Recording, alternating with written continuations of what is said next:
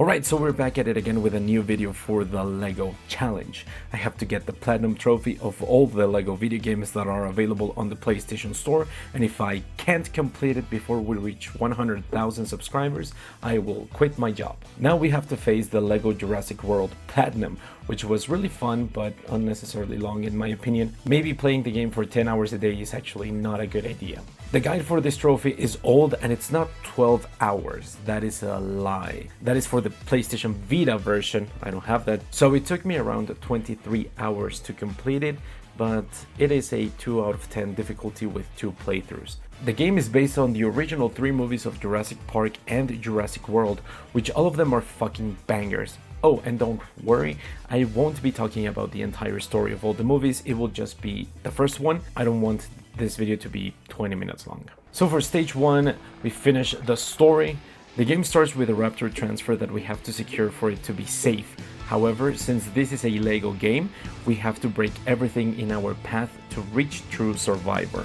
We made sure that the area is safe and ready for the raptor to enter this new cage, but a friendly person got caught in the middle and was going to meet his maker. We switched to a new area with our main characters and we have to dig the site for some velociraptors, fossils, skeletons, whatever you want to call them. After completing the site, an Ultra Rich came on a helicopter and talked to us about this park that is Jurassic. After completing this level, we got our first 2 trophies. Then we were able to see one of the best open worlds for a Lego game, maybe of all time, because it includes all of the movies. We were also able to see some legendary scenes from the film. Then we got an entire introduction on how things work in the park. We have to send a cow to the Velociraptor cage from earlier for him to have a good lunch. That is animal cruelty. After the 2 grandsons of Mr. Hammond come and visit, it is time for a wild adventure. With one of our characters, we have to dive into a pile of shit to get a trophy. What the fuck, dude? After diving into some shit, we got the 3 ingredients to cure a dinosaur. That was a shitty situation for us, but we got a trophy. And thankfully, this level was really short and sweet. And look, 2 more trophies. Now we are at the most iconic level from this first movie, and it is the T-Rex breaking the electric fence. This level was so amazing. Just imagine having in front of you a fucking T-Rex. By saving both of the grandchildren and escaping the biggest dinosaur of all time, we got a trophy. Now, after barely escaping, Dr. Sadler and Muldoon went to the generators to restore power and they encountered the velociraptors, so they needed to hurry as much as possible for the power to come back and escape.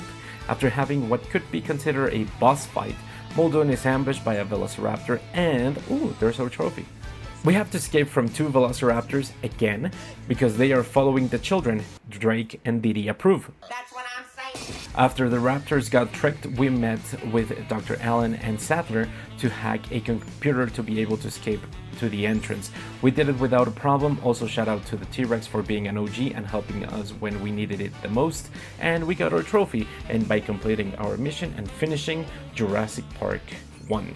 Time for a little trophy montage for all the ones that I got when playing the story. Believe me, if those ones weren't around 25 to 30 minutes each, I would take you to the right, but I respect your time. Also, there is a trophy that I forgot to record because I thought that I needed more kills to get it.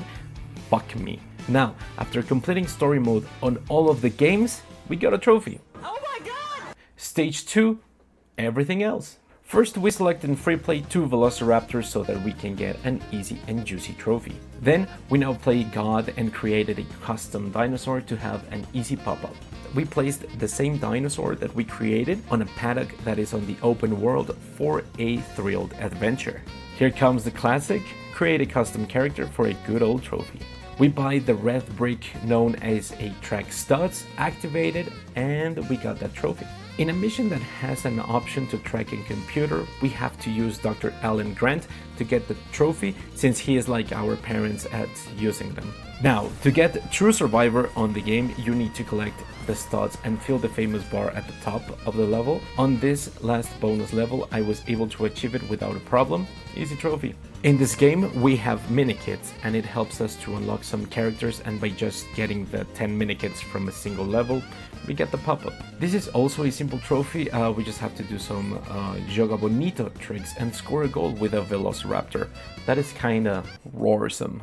Finally, after such a long grind and selection of characters, I was able to get the last photograph for this trophy.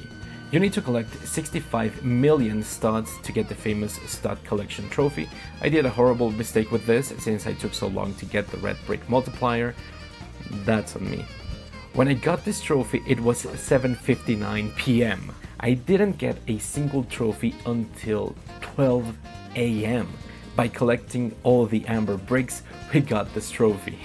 I'm not recording! Then I was able to collect all the mini-kits from the game for this trophy. I was feeling like a dinosaur with this one, kinda extinct. Then we need to save 20 survivors in peril. With this last one, I got the trophy. You need to be at night for this challenge. I cured all the dinosaurs in the game. There's just 20 for this trophy. With the final race, need to complete 20. You see the fucking pattern, right? We got that trophy. This same area, literally a minute after the last one, we got the last red brick.